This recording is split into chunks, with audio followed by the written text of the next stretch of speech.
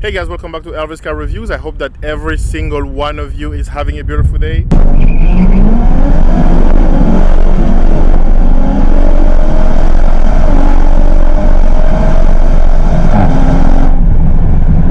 In today's video, we are going to talk about the pro and con of owning a 2019 Audi RS5. As many of you know, I own this baby for close to 2 years now. I've witnessed the good, the bad, and the ugly. There are a lot of pros and cons about owning a Audi RS5, but in today's video, I will only tell you the most important pros and the most important cons of the RS5 ownership based on my personal experience. We will start this video by talking about the pro. Okay, let's go.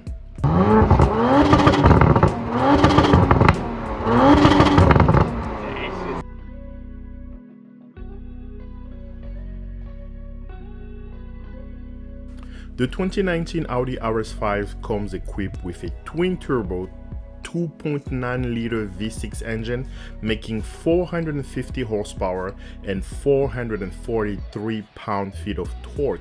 It has an 8-speed automatic, all-wheel drive quattro system, and Audi claimed that this car can go 0 to 60 in 3.9 seconds and to the quarter mile in 12.1 seconds. Well, I've got the car to run a 3.7 0 to 60 and an 11.8 second quarter mile time in stock form. The car has a top speed of 155 miles per hour, but if you get the Dynamic Plus package, you'll have access to 174 miles per hour top speed. Those performance numbers are pretty impressive. Okay, well, let's go. Jesus.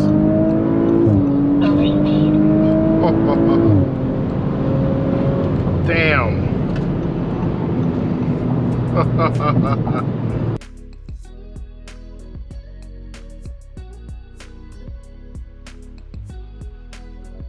The RS5 comes standard with a quattro all-wheel drive system that handles spectacularly well. It's great in the snow, in the wet, and in the dry when equipped with the proper tires. It is very confident inspiring and the ride quality is amazing. The creature comfort are great. The car looks good, it's really modern, very easy to drive, teenager friendly, and yet in the end of the professional driver, it can put down some awesome lap time at the track. It is also very safe. It comes equipped with a mountain of safety features, among which are lane departure warning, lane keep assist, heads-up display, adaptive cruise control, so on and so forth. The car is surprisingly fuel efficient for the amount of power it produces. It has an EPA rating of 18 miles per gallon in the city and 27 miles per gallon on the highway. I've gone as far as reaching 30 miles per gallon on the highway and 20 miles per gallon in the city while hypermiling it. The car handles really good. I've owned a fair share of sports car already, and the Audi RS5 is the best all-around vehicle I've owned to date.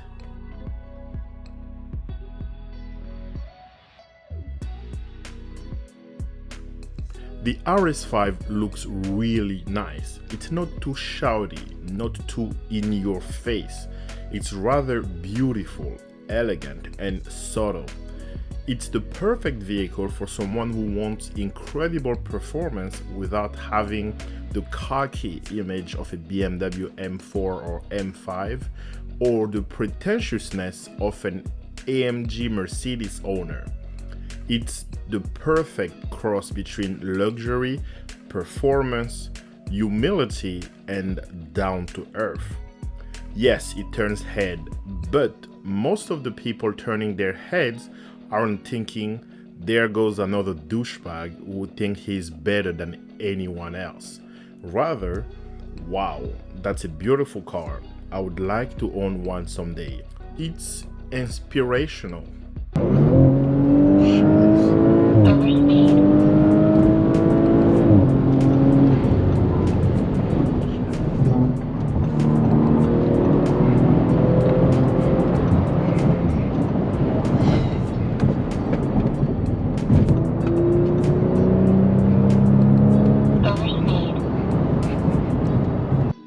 Now, let's talk about the cons.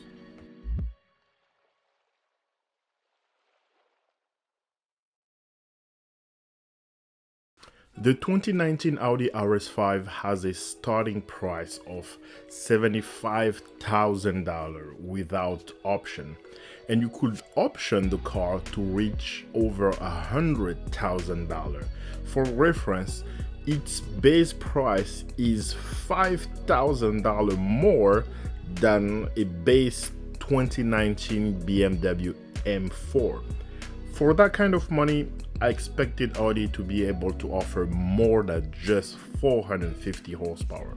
Unfortunately, they didn't, and they still don't even to this day. The new 2021 RS5, and I believe the 2022 RS5 is going to be the same, still offers the same amount of horsepower and performance number. In my opinion, that's not money well spent. There are a lot of cars out there with a lot more horsepower for less money with similar to exceeding performance than the Audi RS5. For example, you have the Dodge Charger or Challenger Hellcat, which have 717 horsepower. You have the Camaro ZL1, which has 650 horsepower. You have the Mustang Shelby GT350, which has 526 horsepower. You have the Alfa Romeo Giulia Quadrifoglio, which has 505 horsepower. To Audi credit though, some of those aforementioned vehicles are slower than the RS5 in the real world. They might be faster on paper, but they are definitely slow in real life. I've raced a few. I raced a 2016 Charger Hellcat, both on stock tires and drag radial. I beat him both times. I raced a 2018 Chevy Camaro ZL1 with 650 horsepower, and the result was the same. I will put a link in the description of this video. There will be a video entitled Audi RS5 versus the world. It will be pretty much a compilation of all the races I've had with my Audi RS5. Check it out after this video, it's pretty impressive. I've beat some cars I wasn't supposed to.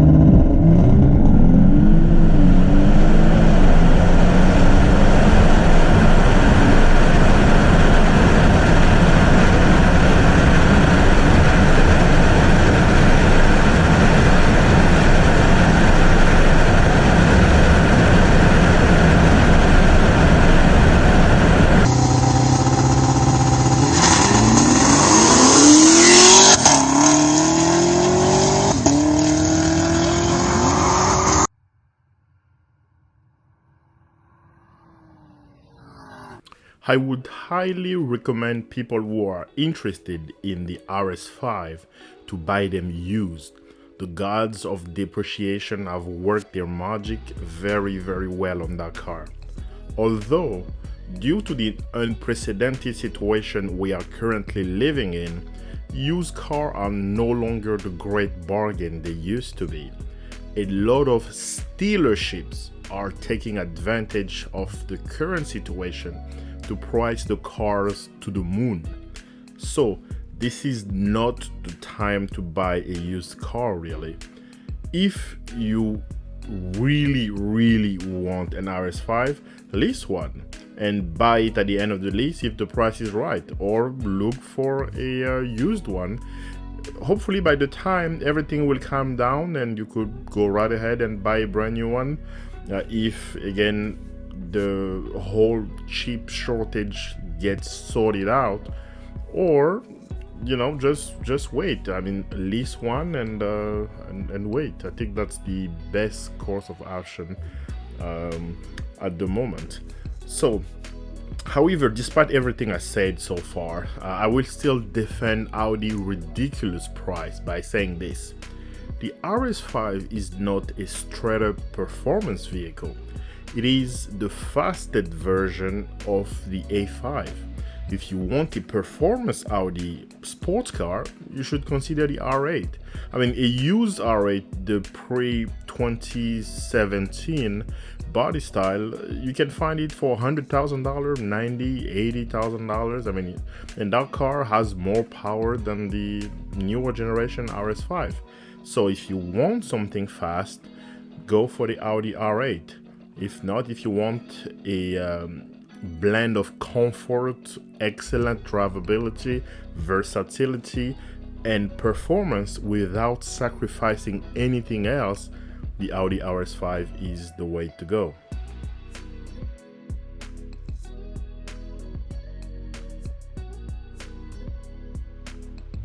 Now, this might sound like I'm contradicting myself, because earlier in the video I said the car looked beautiful and was not shouty and in your face, unlike the BMW M cars and the Mercedes AMG. The problem is, most people that spend $80,000 to $100,000 on a car want some type of recognition from their fellow human being. They want the assurance that they are not douchebag, pretty much, that they could have bought a cheaper Lexus that would have offered the same level of comfort, be more reliable, or bought a more powerful vehicle that really screams $100,000 by just looking at it. That is why at that price point, most people would rather buy a McLaren MP412C, a Lamborghini Gallardo, Ferrari 360, etc., because those cars shouts $100,000.